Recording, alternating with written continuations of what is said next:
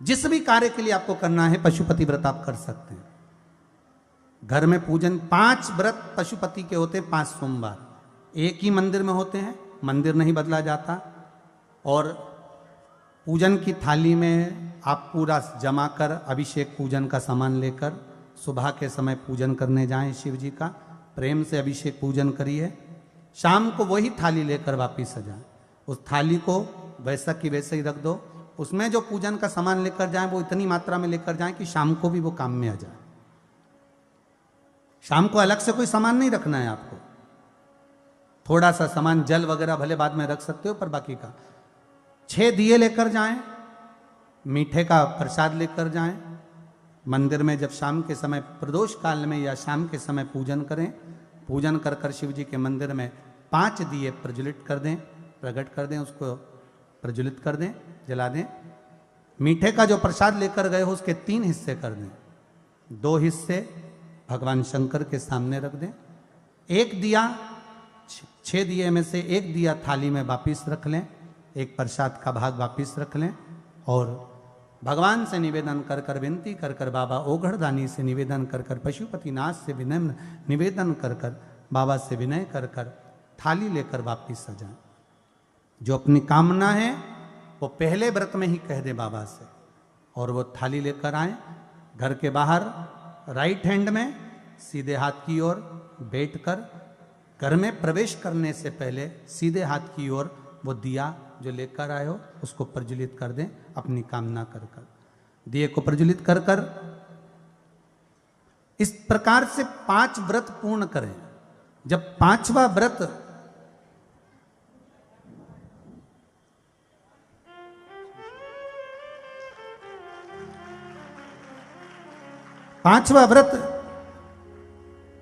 जब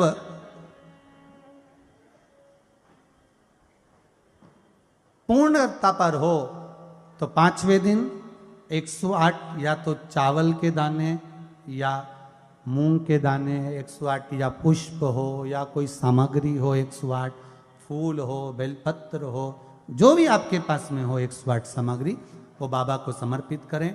श्रीफल 11 रुपये बाबा को रखकर निवेदन कर कर आए। इसका कोई उद्यापन नहीं है कि अलग से अपन को कुछ करना पड़े, बस बाबा से निवेदन करें कि मेरा ये कार्य सफल करे। वैसे तो मुझे विश्वास है आप में से जितने लोग बैठे हैं कईयों ने करे होंगे और कईयों को उसका फल मिला होगा, कईयों को मिला होगा। जिसने करे हैं और जिसको फल मिला है जरा हाथ उठाइए एक बार। मिला है ना?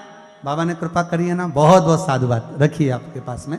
तो पशुपति व्रत का एक विधान है कि आप उसको दिल से, हृदय से, मन से बाबा को रिझाकर प्रेम से करें।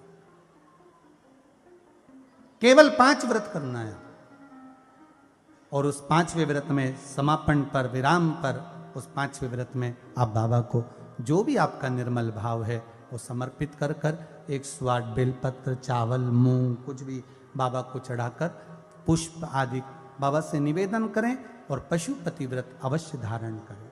ये व्रत अगर बीच में कभी रजस्वला धर्म आ जाए या घर से कहीं जाना पड़ जाए तो आप व्रत को करें। मतलब इस व्रत का एक नियम है कि आप सुबह फलाहार कर लें, शाम को भोजन, बस भोजन शाम को करना है। जो भोग लगाया है अपने प्रसाद लेकर आए हो, एक हिस्सा प्रसाद का लेकर आए हो, भोजन करने से पहले सबसे पहले उसी को खाना है। उस प्रसाद के हिस्से में से किसी को नहीं देना है, चाहे घर में बच्चे हों चाहे बड़े हों, वो भाग केवल आपको ही ग्रहण करना है। पशुपति व्रत का नियम। इस व्रत के करने से जीवन का एक सुख प्राप्त हो जाता है, जो भी आपका कार्य है वो सफल होता है।